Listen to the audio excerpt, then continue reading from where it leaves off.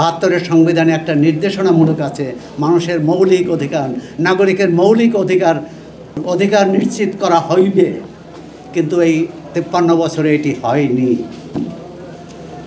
সুতরাং আমরা এই যে বিতর্ক করছি, এই যে গণ অভ্যুত্থান করছি, আন্দোলন করছি, স্বৈরাচারের পতন ঘটাচ্ছি, এবং একবার তো স্বৈরাচারের পতন ঘটেনি, অনেকবার ঘটেছে। সুতরাং ভবিষ্যতে যে দেশে গণতন্ত্র থাকে সে দেশে গণ অভ্যুত্থান হয় না। প্রথমে আমাদের নিশ্চয়তা দিতে হবে যে গণতন্ত্র প্রতিষ্ঠিত হবে। আমার পূর্ববর্তী অধ্যাপক বলে গেছেন, আমার খুবই পছন্দ হয়েছে সেই কথাটি, যে আমার যে বিরোধী মত পোষণ করেন তার সাথে সংলাপ করাটাই হচ্ছে প্রকৃত সংলাপ, প্রকৃত আলোচনা। কিন্তু তাকে আমরা অংশীদার মনে করি না।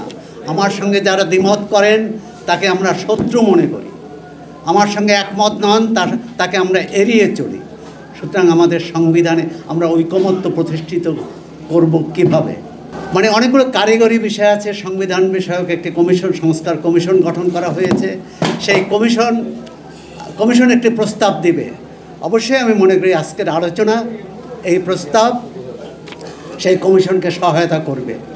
কিন্তু আমাদের মৌলিক যে সংকট, আমরা কি গত 3টি নির্বাচন অংশগ্রহণমূলক হয়নি, চাপিয়ে দেওয়া হয়েছে, জবরদস্তি হয়েছে, পাতানো হয়েছে, হাস্যকর নির্বাচন হয়েছে, ডামি নির্বাচন হয়েছে, সেই কারণেই তো গণ অভ্যুত্থান হয়েছে। Double million offer, Walton fridge কিনে পেতে পারেন 20 লক্ষ টাকা, রয়েছে কোটি কোটি টাকার নিশ্চিত উপহার।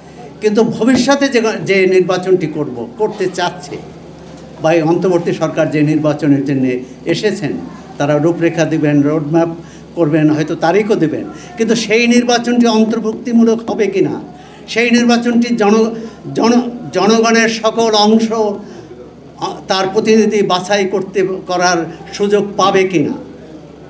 সুতরাং আমাদের এই সংবিধানের কারিগরি দিকের চেয়েও আমার মনে হচ্ছে রাজনৈতিক ঐকমত্য প্রতিষ্ঠা, রাজনৈতিক সমঝোতা প্রতিষ্ঠা, রিকনসিলিয়েশন, আমরা সবাই একসঙ্গে থাকার চেষ্টা করব কিনা। এর অর্থ যারা অপরাধ করেছেন, যারা গণহত্যা করেছেন তাদের ছাড় দেওয়া নয়, অবশ্যই তাদের বিচার হবে।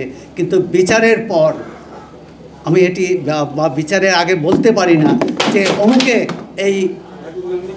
অমুককে বাদ দিতে হবে, অমুককে এই নির্বাচনে রাখা যাবে না, নির্বাচনে তিনি থাকতে পারবেন না, এবং তাকে নিয়ে নির্বাচন হবে না, তিনি কথা বলতে পারবেন।